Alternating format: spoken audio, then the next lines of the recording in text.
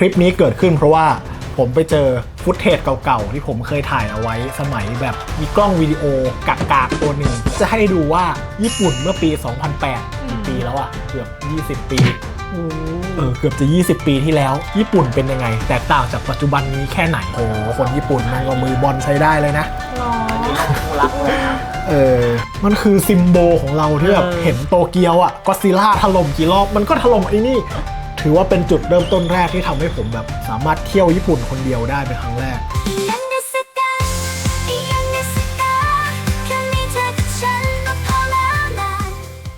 สวัสดีครับคุณผู้ชมฮะ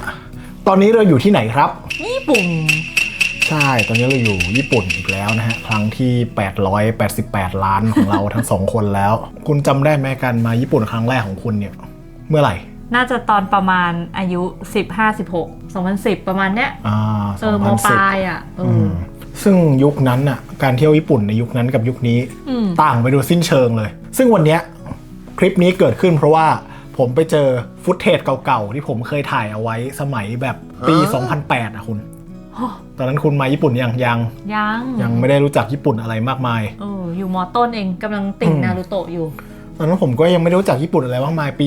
2008 เป็นปีที่ยังต้องทำวีซ่าในการเข้าญี่ปุ่นนะฮะแล้วก็ผมอะมาญี่ปุ่นจริงไม่ใช่ครั้งแรกแต่ว่ามันคือครั้งแรกที่มีการแบบ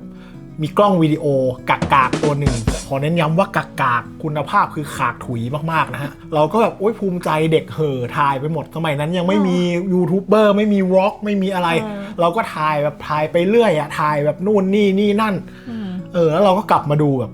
ถ่ายอะไรลงไปวะคุณภาพกล้องก็กากถ่ายก็ไม่เป็นเรื่องเป็นราวอะไรเลยแต่ว่าไอ้สิ่งเหล่านั้นน่ะคือมันบันทึกช่วงเวลาของญี่ปุ่นในปี 2008 มาประเด็นคือพี่เอกอะทำไมถึงแบบ มีจิตใจเป็นแบบบล็อกเกอร์ขนาดนั้นอะถ้าเกิดแบบไปเที่ยวอะก็จะรู้สึกว่าแค่ถ่ายรูปก็พอแล้วอะไม่ถึงขั้นถ่ายคลิปอะแบบมันเป็นความรู้สึกตื่นเต้นของเด็กคนหนึ่งตอนนั้นก็ชอบเพลงแล้วนะก็จะมีเพลงในยุคนั้นหลายๆเพลงที่ชอบพวก Morning Musume อายะโคซึระอะไรอายะอะไรเงี้ยชอบมากในยุคนั้นอะแล้วเราก็ฟังแบบซาวเบาด้วยแล้วก็เพลงเราอยากจะแบบอยากจะเก็บทุกช่วงเวลาของญี่ปุ่นในทัวร์ตอนนั้นอะคือมันเป็นความประทับใจมากของเด็กคนนึงอะภาพถ่ายมันไม่พอเราอยากแบบเก็บทุกอนูเลยถึงแม้เราจะถ่ายได้กากแค่ไหนก็ตามซึ่งวันนี้เราจะมาดูฟุตเทจกากๆเท่านั้นด้วยกันทำไมถึงยังหาเจอถามจริงอันนี้เป็นฟุตเทจที่ไปกับทัวร์แต่ว่ามันจะมีอีกอันนึงที่แบบไปคนเดียวไปกับเพื่อนครั้งแรกไปเองครั้งแรกเนี่ยอันนี้เดี๋ยวไว้เราค่อยมาทำคลิปหลังจากนี้อันนั้นฮากว่านี้เยอะอันนี้ยังแบบไปกับทัวร์โปรแกรมเบสิกแค่จะให้ดูว่าญี่ปุ่นเมื่อปี 2008 กี่ปีแล้วอะเกือบ20 ปีเกือบจะ20 ปีที่แล้วญี่ปุ่นเป็นยังไงแตกต่างจากปัจจุบันนี้แค่ไหนเริ่มฉากมาก็จะเป็นทัวร์ที่นี่คือประเทศญี่ปุ่นนะคะอันนี้คือบนรถอ่ะใช่เป็นไงบ้างสนามบินคันไซสบายไหมครับคือคุณลงญี่ปุ่นครั้งแรกที่ไหนสนามบินอะไรคันไซเหมือนกันแล้วต้องเครื่องไปโคจิแปลกเนาะส่วนใหญ่คือคนมักจะมาลงคันไซมากกว่านาริตะไม่รู้ทำไมผมก็มาลงญี่ปุ่นครั้งแรกแล้วก็ในทัวร์นี้ก็ลงคันไซเหมือนกันจำได้ว่าความรู้สึกตอนนั้นคือแบบมีความประทับใจสนามบินแบบสะอาดอะแทบจะเอาหน้าลงไปถูกับพื้นอะโอ้ยสะอาดจังเลยอะทำไมมันสะอาดอย่างนี้อากาศก็เย็นเหมือนกันใช่ไหมพื้นสะอาดมากอะไรอย่างเงี้ยแล้วก็คือแบบออกตม.อะไรมาแล้วก็ขึ้นรถทัวร์แล้วก็มีไกด์มารับเราเลยครับตุ้มเนี่ยกลัวมากเราว่าตายแล้วลูกยังอยู่ที่บ้านอีก3 คนนะเนี่ยเสียงคุณไกด์ที่เขาพูดอะเพราะว่าไฟลท์บินตอนนั้นเป็นการบินไทยแล้วก็บินกลางคืนนี่แหละมาถึงตอนเช้าตามโปรแกรมทัวร์ทั่วไปแต่ไฟลท์ของเราอะพายุแบบมีฟ้าผ่าผมเห็นฟ้าผ่าใกล้ๆเฉียดปีกเครื่องมานิดเดียวปึ้งเราก็แบบเด็กน้อยคนหนึ่งตกใจขยำมือแม่แต่ก็คิดว่าแบบเฮ้ยเขาบินกันบ่อยเขาคงแบบเป็นเรื่องปกติของคนแถวนี้ปรากฏว่าไกด์บอกว่าโอ้เมื่อคืนสวดมนต์เลยเอาเหรออันนี้ไม่ปกติเหรอแล้วก็แบบโอ้ยรอดชีวิตมาได้คือแบบเป็นครั้งแรกที่เห็นฟ้าผ่าแบบเฉียดปีกเครื่องบินอะน่ากลัวชีวิตเด็กน้อยคนนึงแล้วคุณคิดว่าหลังจากสนามบินคันไซแล้วโปรแกรมทัวร์ไปไหนต่อก็ส่วนมากมาตรงกุริโกะกุริโกะใช่ไหมโรโตโบริไม่ได้ไปทริปนั้นผมไม่ได้ไปทริปนั้นสิ่งที่ไปก็คือที่นี่ฮะยูเจเหรอ USJ คือลงมาปุ๊บไป USJ ซึ่งตอนนั้นน่าจะเป็นครั้งแรกที่ได้ไป USJ เรายังไม่รู้เลยว่าแบบคืออะไรอ่ะเรารู้จักดิสนีย์แลนด์รู้จักสวนสนุกแต่ว่าพอ USJ เขาบอกเป็น Universal Studio คือแบบไปดูหนังเหรอหรือว่าไปดูเบื้องหลังภาพยนตร์เหรออ๋อก็สวนสนุกแต่ที่ตกใจกว่านั้นก็คือเข้าไปปุ๊บคิวยาวมากก็คือ ไม่ชินเลย ไอเด็กคนหนึ่งที่แบบอดหลับอดนอนบนเครื่องบินอ่ะแล้วก็ลงมาไปต่อคิวอีก3ชั่วโมงเครื่องเล่นตอนนั้นคือ ET ไม่เคย ตอนนี้ปิดไปละ อ๋อ เครื่องเล่นในตอนนั้นคือปิดไปหมดละที่ยังเห็นในตอนนี้คือคุณไกด์ก็แนะนำให้เล่นสไปเดอร์แมนซึ่งตอนนี้ก็ปิดไปแล้วเช่นกันสไปเดอร์แมนตอนนั้นคือแบบเพิ่งสร้างเดินสุดๆคนต่อคิวแบบโคตรยาว วันนี้คิวยาว คิวยาวออกมาเลยอ่ะสไปเดอร์แมนเนี่ยแล้วก็แบบตอนนั้นรู้สึกจะไม่ได้เล่นด้วยเพราะคนมันเยอะมากคือเราเห็นขดข้างนอกอ่ะแล้วก็แบบโอ้ยคนเยอะจังเลยแต่เราก็ยังสู้แต่พอเข้าไปจากข้างนอกเข้าไปแล้วอ่ะข้างในแม่งยังมีอีกคือแบบสุดท้ายได้เล่นอยู่ไม่กี่อย่างน่าจะแบบ Back to the Future แล้วก็ E.T. เนี่ยที่ได้เล่นอยู่ไม่กี่อย่างก็จะเห็นสภาพตอนนั้นคิวข้างนอกอ่ะดูเหมือนจะไม่เยอะเท่าไหร่แต่ว่า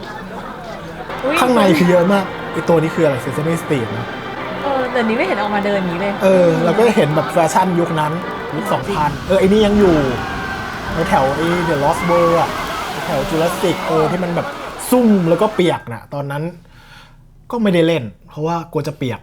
ทัวร์เขาก็ไม่แนะนำให้เล่นเอาจริงในความทรงจำคือได้เล่นอยู่2อย่างก็คือ E.T. กับ Back to the Future ซึ่งต่อคิวไปก็อย่างละ3ชั่วโมงแล้วคุณ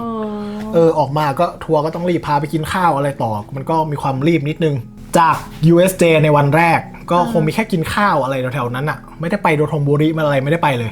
วันต่อมาไปนาโกย่าจากโอซาก้านั่งรถไปนาโกย่าคุณคิดว่าไปนาโกย่าเพื่ออะไรครับนาโกย่าถ้าให้คิดตอนนี้นึกถึงแต่โตโยต้ากับปลาไหลมาดูต่อว่าผมไปนาโกย่าเพื่ออะไรนะคะใช้เวลา27นาทีระยะทาง72.4 กิโลเมตรนะคะ72.4 กิโลเมตรนะคะ24นาทีนะคะแล้วก็ลงมารอเดี๋ยวไม่ถึงชั่วโมงคนรถก็มาไปขึ้นชินคังเซ็นแล้วไปไหนไม่ได้ไปไหนให้ไปลองขึ้นชินคังเซ็นคือคุณต้องเข้าใจว่าเรานั่งรถทัวร์มาเนาะเขามาลงที่นี่เพื่อให้ลองนั่งชินคังเซ็นไปอีกป้ายหนึ่ง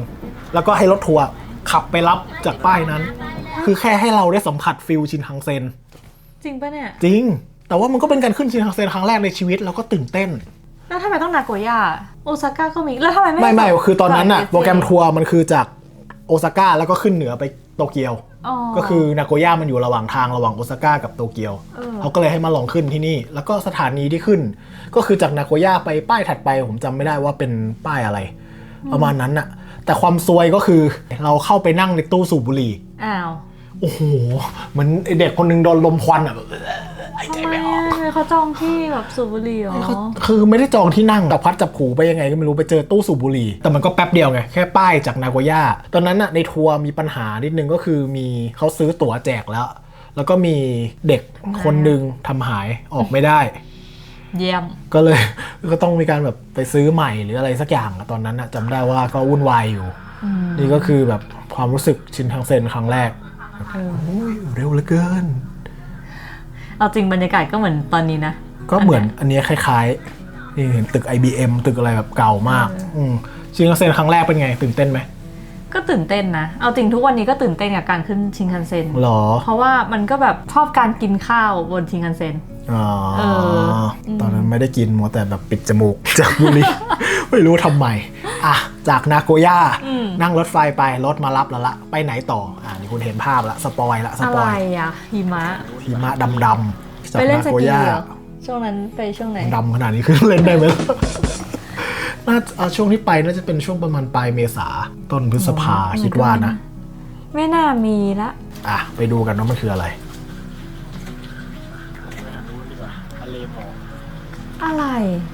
หมดละไอตรงหิมะน่ะคือฟูจิชั้น5เอารถขึ้นไปแล้วก็ไปซื้อของฝากซื้ออะไรแค่นั้นแหละก็แบบฟีลแบบอุ้ยนี่เราอยู่บนฟูจิเลยนะซึ่งเราก็ไม่ได้เห็นฟูจิหรอกเพราะว่าอากาศไม่ดีแต่ว่าเราก็ได้ขึ้นไปบนฟูจิชั้น5แล้วก็ไปซื้อของอะไรเงี้ยซึ่งตอนคุณเริ่มเดินขึ้นฟูจิคุณก็ได้เริ่มจากชั้นนี้ใช่ไหมใช่นั่นแหละก็ทัวร์พาไปลงตรงนั้น เราได้ขึ้นฟูจิแล้วก็ได้เห็นหิมะไอ้ดำๆนั่นแหละน่าจะครั้งแรกในชีวิต หิมะครั้งแรกเลยโอ้ยตื่นเต้นมากดำแทบจะเอาหน้าลงไปซุกแต่มันดำไปหน่อย เข้าใจฟิลความตื่นเต้นกับหิมะครั้งแรกเพราะว่าอันนี้ก็คือเคยเห็นหิมะครั้งแรกตอนที่อยู่ฮาโกเน่แต่ก็คือตอนที่แบบมาเรียนมาเที่ยวแล้วก็หิมะครั้งแรกก็มีความตื่นเต้นอะรู้สึกแบบเฮ้ยอยากจะลองกินแต่พอไปอยู่คูชิโร่เนี่ยหิมะพอเจอเยอะๆก็เริ่มลำบากเหมือนกันนะโอเคจากฟูจิชั้น5ต่อไปอ่ะนี่ภาพสปอยแล้วคุณเห็นว่าเป็นที่ไหนเครื่องเล่นอีกละเครื่องเล่นอีกแล้ว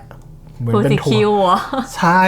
มีเดี๋ยวสมัยนั้นอะมีแล้วฟูจิคิวมีแล้วคือกะจะมาดูฟูจิกันด้วยที่นี่แต่ว่าพอเนี่ยลงฟูจิมาก็อย่างที่คุณเห็นเนี่ยเห็นฟูจิไหมล่ะไม่มีไม่เห็นอะไรเลยไม่เห็นอะไรเลยล่มด้วยถือล่มฝนตกแล้วก็เนี่ยเป็นอย่างเดียวที่ผมได้เล่นก็คือชิงช้าสวรรค์ที่ตะกี้แม่บอกว่าแบบข้างล่างมันโปร่งใสอะไรเงี้ยเราก็เห็นว่าแบบโอ้โหคนญี่ปุ่นมันก็มือบอลใช้ได้เลยนะอุทาคุมิทาคุมิเนี่ยส่วนอื่นก็คือได้แต่ดูเพราะว่าคือไปกับแม่ก็ไม่เล่นเราก็กลัวเด็กไม่ได้เล่นคือไปเข้าไปข้างในคือแทบไม่ได้เล่นเลยไอเนี่ยอันนี้มีลูกทัวร์คนนึงไปเล่นแบบเราก็แบบแต่ดูข้างล่างแบบไม่กล้าเล่นขนาดแบบแต่ก่อนนะไม่กล้าเล่นรู้สึกว่าแบบชอบอะไรสูงขึ้นลงนะก็ยังไม่กล้าเล่นอันนี้เลยมันดูโหดมากเลยขึ้นไปแล้วก็ทิ้งดิ่งแล้วก็ทิ้งดิ่งลงทิ้งดิ่งน้องเล่นแต่พิซซ่าลาแล้วก็ฟูจิยามะระลมปะอันนั้นก็โหดแล้วนะอันนั้นผมไปเล่นหลังจากนั้นหลังจากที่ไอทริปเนี้ยมาเล่นแต่นั้นชิงช้าสวรรค์มาดูฟูจิซึ่งก็ไม่เห็นอะไรแล้วก็ได้ดูคนอื่นเล่นอะไรเงี้ยเป็นส่วนสนุกที่ตอนนั้นคือแบบความทรงจำแบบไม่มีอะไรกับฟูจิคิวเลยถ้าเกิดเห็นฟูจิซังสักหน่อยนะมันจะเป็นส่วนสนุกเป็นความประทับใจที่ดีมากเลยแต่ก็ใช่จริงๆที่ตอนฟูจิยามะก็คือมันขึ้นไปแล้วมันจะเห็นวิวฟูจิสวยๆก่อนแล้วเราก็ดิ่งลงมาเลยมันมาถูกจังหวะมันก็คงสวยนะฮะโอเคจากฟูจิคิวภาพต่อไปคุณดูออกไหมว่าคืออะไรวัดเหรอวัดอะไรดีไม่รู้อ่ะก็แดงๆเหมือนกันอ่ะนี่เราถึงไหนแล้วเนี่ยนี่ถึงโตเกียวยังถึงโตเกียวแล้วอาซากุสะนั่นเองนี่คือถนนช้อปปิ้งด้านหลัง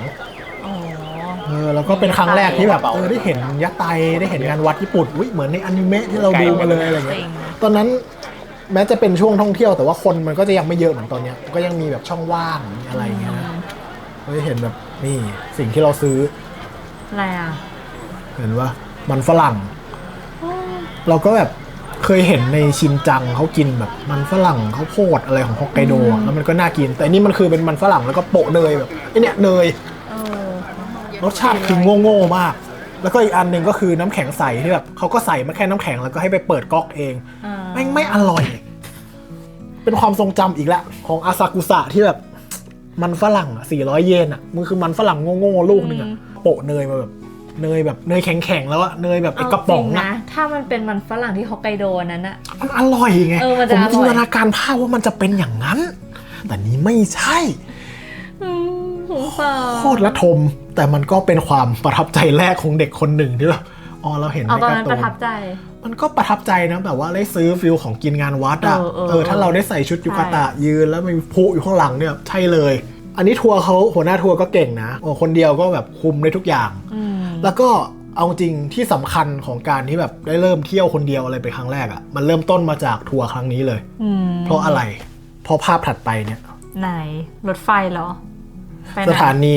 ที่เรียงเป็นตับๆดูออกไหมคืออะไรสถานที่พักของทัวร์มาตรฐานสถานีชินากาวะทุกคนต้องไปพักที่ปริ้นโฮเทลอ้าวเหรอปริ้นโฮเทลคือสถานที่ทัวร์ลงแต่ว่าวันเนี้ย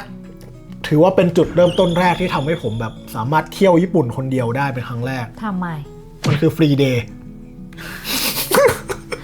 ทำไมดูดีใจกับวันนี้มากที่สุด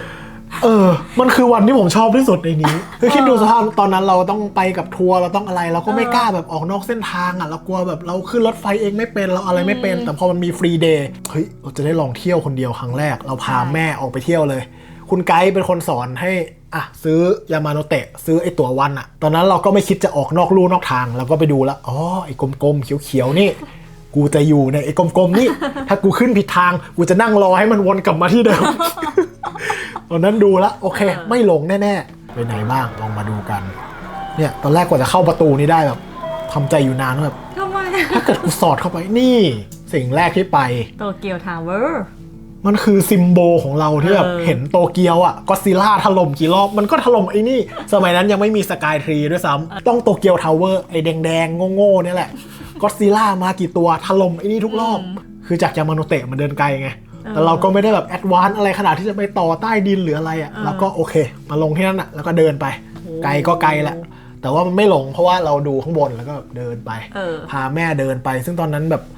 คนไม่เยอะมันน่าจะเป็นวันธรรมดาคนแทบไม่มีเลยตอนนั้นเราก็แบบพาแม่เดินไปเที่ยวต่างๆอะไรเงี้ยแล้วก็จำได้ว่าพูดกับแม่ว่ารู้นะครับต่อมาเรามาเองก็ได้เรามาได้แล้วล่ะได้ยินไหมมาเองก็ได้ต่อไปเรามาเองก็ได้แล้วแหละใช่ถูกต้องเลยหลังจากนั้นจริงๆอันนี้ก็คือจุดเริ่มต้นของการแบบมาญี่ปุ่นคนเดียวเลยนะแล้วก็บอกแม่ว่าเดี๋ยวต่อไปพาเที่ยวครั้งนี้คือแบบได้พาแม่กลับมาเนี่ยคลิปนี้ก็คือพาแม่มาจริงๆแต่ว่าจุดเริ่มต้นตอนนั้นก็คือเนี่ยได้เริ่มเที่ยวจริงๆเองเป็นครั้งแรกแม้มันจะแค่อยู่ในยามาโนเตะแล้วก็วนไปจำได้ว่าลงอิเคบุกุโร่ตอนนั้นยังไม่รู้จักว่ามันคืออะไรแต่ว่าเราเคยดูอิเคบุกุโร่เวสเกตพาร์คเราก็จินตนาการไปแล้วมันมีนักเลงตีกันแม่มันอันตรายที่นี่เราไม่ควรลงไปมันมีนักเลงตีกันแม่เอาเหรอเราก็เลยลงไปแล้วก็ไปแอบดูมันมีอะไรบ้างเห็นมีอะไรหรอวะอันนี้คือไปหาไอ้นกฮูกที่มันขโมยอ่ะไม่กลัวเหรอคุณเดี๋ยวมีนักเลงตีกันนะแล้วมันก็ไปอุเอโนะไปอะไรเงี้ยตามปกติในสายยามาโนเตะกลมๆนั่นนะอยู่อากิฮาบาระครับผมนี่อากิฮาบาระยุคนั้นแทบไม่มีคนสักเท่าไหร่คนก็ยังดูปกตินะชุดแฟชั่นก็ชุดนี้สโลว์ฟู้ดนี่โอ้ตายยุคของสแมปน่าดิบมือเดินสุดแล้วยุคนั้นสแมปชินโงสแมปเนี่ยคนอากิฮาบาระก็แนวนี้แยกย่อยแต่ก็ยังดูแบบชุดตัดอ้อยโอตะนี่อันนี้คือฮาราจูกุเป็นพวกแปลกฮาราจูกุคนเยอะเหมือนกันตอนนั้นน่ะแล้วก็ตรงสะพานน่ะยังมีการแสดงอยู่นี่เป็นสถานีเก่าเห็นปะเป็นสถานีแบบเก่าซึ่งตอนนี้เขาสร้างใหม่ไปแล้วก็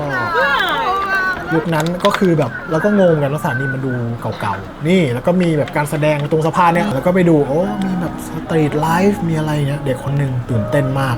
มีเพลง Morning Musume ที่ชอบไหมไม่มีเขาก็เล่นเพลงตัวเองเราก็ไม่รู้จักว่าเขาคือใครหรอกเราก็ไปยืนดูแล้วก็ไอ้นี่เมจิใช่นี่แล้วมันไกลมากไม่มีใครบอกกูว่ามันไกลมากเราเห็นอิโทริตรงนั้นใช่ไหมเราก็คิดว่าเดินเข้าไปนิดนึงเดินเข้าไปไกลเลยป่ามีแต่ป่าแล้วก็ไม่มีใครบอกไม่มี Google Map ที่จะดูว่ามันอีกไกลแค่ไหนอ่ะเราก็แบบไปได้ไม่รู้ว่าไปได้ไกลแค่ไหนแต่ว่าถอดใจเดินกลับมาอ้าวเหรอครั้งนั้นไม่ได้ไปแม่ก็ถอดใจด้วยเพราะมันเดินเข้าป่าไปลึกมากเราก็ไม่รู้ว่ามันต้องเดินไปไกลแค่ไหนอ่ะมันไม่มีใครที่เราถามหรือไม่มีแมปไม่มีอะไรอย่างเงี้ยเราไปเองแล้วก็แบบกลับเถอะแม่ก็เลยกลับจนป่านนี้แม่ก็ยังไม่ได้ไปสันเจ้าเมจิเลยนะครั้งหน้าต้องพาจัดทริปไปถ้าจะต้องไปโตเกียวซะแล้วแหละคราวนี้มาโอซาก้าเพราะอะไรมันง่ายเชียงใหม่มันมีบินตรงจะต้องให้แม่ไปเปลี่ยนเครื่องอะไรมันก็เหนื่อยอ่ะเมื่อไหร่จะมีบินตรงเชียงใหม่โตเกียวนะถ้ามีก็ดีนะนอกจากนั้นสิ่งที่ตื่นเต้นอีกอย่างหนึ่งของเด็กคนนั้นนี่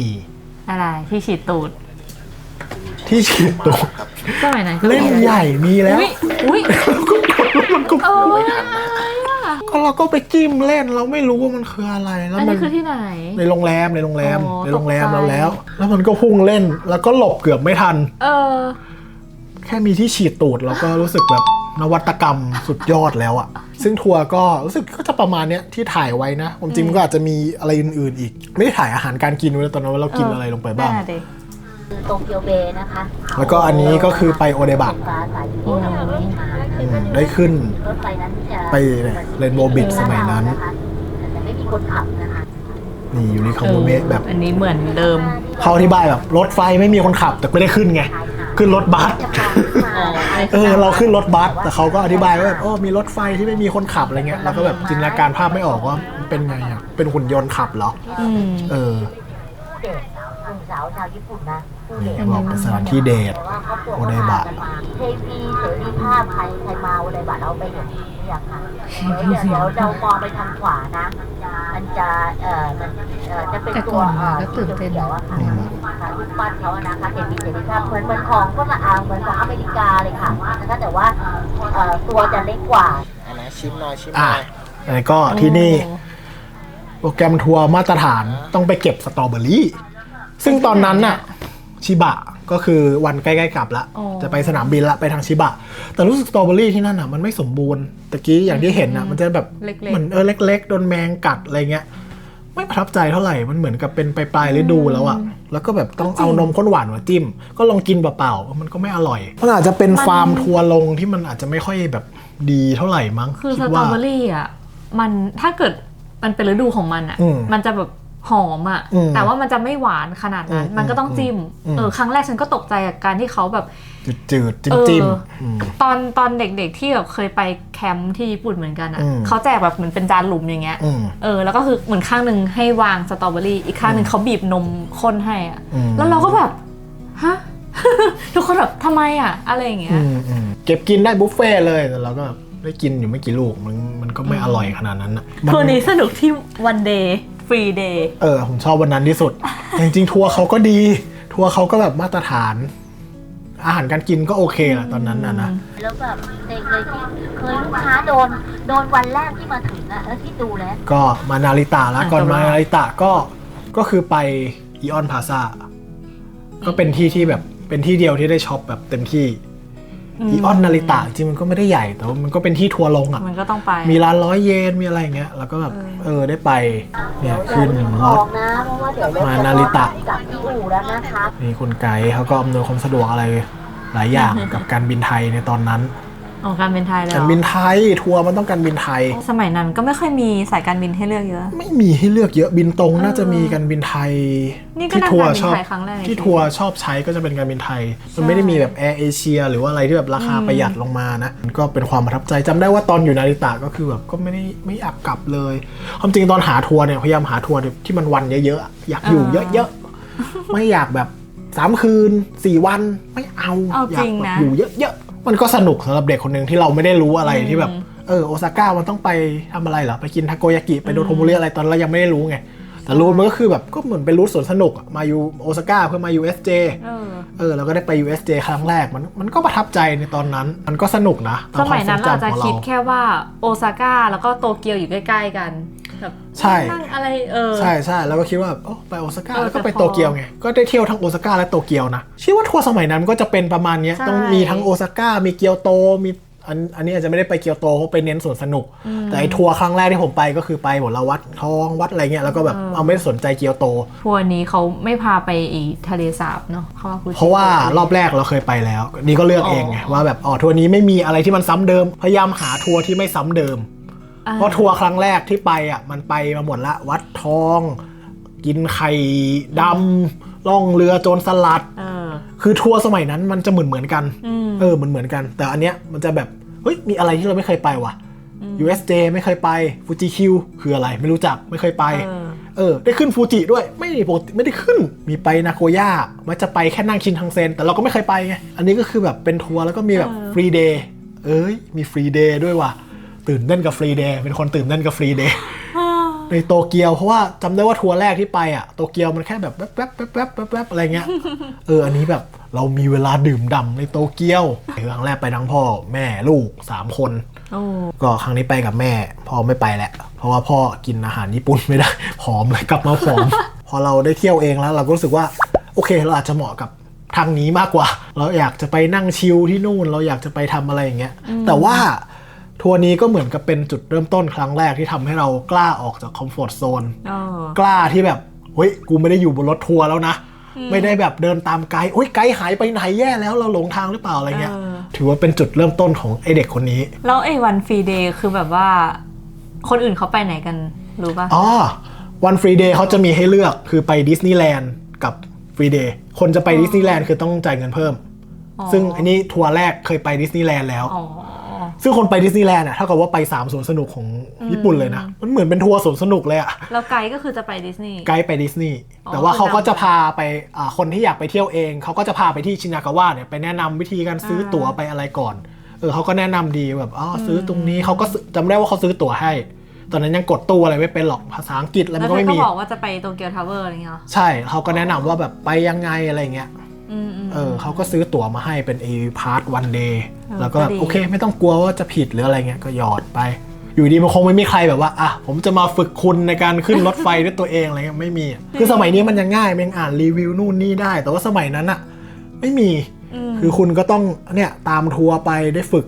มันก็เป็นการแบบฝึกฝนตัวเองสำหรับใครที่อยากเที่ยวญี่ปุ่นด้วยตัวเองทุกอย่างมันก็เริ่มต้นขึ้นจากอะไรอย่างเงี้ยเราก็อาจจะลองซื้อทัวร์ก่อนไหมหรือว่าอาจจะลองอ่านรีวิวเยอะๆอะไรเงี้ยสมัยนี้เที่ยวญี่ปุ่นง่ายขึ้นมากทุกคนพูดภาษาอังกฤษได้เราถามเป็นภาษาอังกฤษมาตอบเป็นภาษาญี่ปุ่นกลับไปเขาก็จะตอบภาษาอังกฤษมา เหมือนแข่งกันอะแข่งกันใครแพ้แต่ก็ดีใจนะที่แบบเขาพูดภาษาอังกฤษได้กันใช่ มาก วัน ขึ้ นี้ น คือง่ายขึ้นมากป้ายเป้ยเมนูมีภาษาอังกฤษหมดแล้วคือเที่ยวญี่ปุ่นตอนนี้ง่ายมากแต่ว่าคนก็เยอะขึ้นมากก็โอเคสำหรับวันนี้ก็คงเท่านี้แหละอันนี้ก็คือภาพญี่ปุ่นเมื่อ16 ปีก่อน16 ปีแห่งความหลังเราก็เห็นว่าแบบสภาพบ้านเมืองเขาเป็นยังไงจริงก็ไม่ได้แตกต่างจากปัจจุบันมากเนาะแค่มีความแบบก็ไม่ต่างก็จะเป็นแฟชั่นของยุคนั้นต่างอะไรแค่ทรงผมทรงผม และการแต่งหน้าเท่าที่ดูนะคือเขาก็ทันสมัยตั้งแต่ยุคนั้นละชินคังเซ็นห้องน้ำหรืออะไรเขาก็มีตั้งแต่ยุคนั้นแล้วยุคนี้แบบมันก็พัฒนาไปเรื่อยๆอย่างเงี้ยก็เชื่อว่าใครหลายคนที่ดูคลิปนี้อยู่ก็คงเคยมาเที่ยวกันเองหมดละแต่ว่าถ้าเกิดใครที่ยังตัดสินใจอยู่อาจจะเป็นครั้งแรกที่แบบคิดว่าโอเคอยากจะลองออกมาเที่ยวด้วยตัวเองมันไม่ได้ยากในสมัยนี้ง่ายขึ้นมากนะครับก็แค่กล้าคุณก็มาได้แล้วแหละจริงๆมีคลิปตอนที่ผมไปญี่ปุ่นเองครั้งแรกด้วยนะฮะเป็นช่วงปี 2010 ขยับมานิดนึงก็เดี๋ยวว่างๆจะตัดมาแล้วก็มาพูดคุยกันใหม่นะอันนั้นยาวเพราะว่าผมถ่ายไว้ตั้งแต่โตเกียวแล้วก็ลงคิวชูเป็นครั้งแรกที่นั่งใช้ JR Pass นั่งชินคังเซ็นเองอันนั้นฮาเพราะว่าผมมาดูแล้วแม่งทุเรศตัวเองพูดอะไรไปบ้างก็ไม่รู้เดี๋ยวให้น้องดูพูดคุณลองมาดูแล้วกันอายุมากกว่าพี่เอกในตอนนั้นใช่ไหมใช่ลองมาดูว่าตอนนั้นผมพูดเชี่ยอะไรลงไปบ้างนะครับเด็กชายอนุสิทธิ์ใช่สำหรับวันนี้ก็จบลงเพียงเท่านี้ครับแล้วพบกันใหม่ตอนหน้าอยากให้พูดถึงอะไรอยากพาไปไหนก็สามารถคอมเมนต์เอาไว้ได้นะครับไปชอบกดแชร์กดไลค์กด Subscribe กดกระดิ่งกิ๊งกดสมัครกดแจ้งเตือนตรืดเป็นกำลังใจให้ได้เหมือนเคยตอนนี้อยู่โอซาก้ากำลังจะบินกลับไทยพรุ่งนี้ละแล้วผมก็จะบินไปโอกินาวาต่อวันนี้ไม่ได้ไปแล้วนะบายบายหนีเที่ยวทิ้งบ๊ายบายชีวิตของเราพอใจแล้ว